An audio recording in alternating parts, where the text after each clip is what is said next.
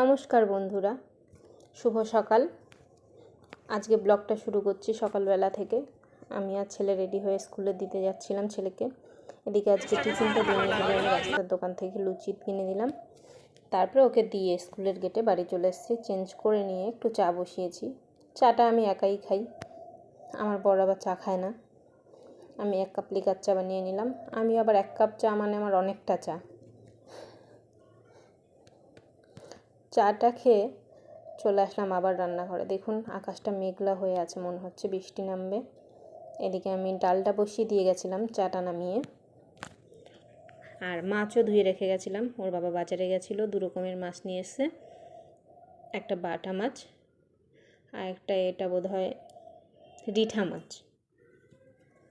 আর রিঠা মাছটা টিফিন বক্সে তুলে নেব। আর বাটা মাছটাকে আজকে রান্না করব।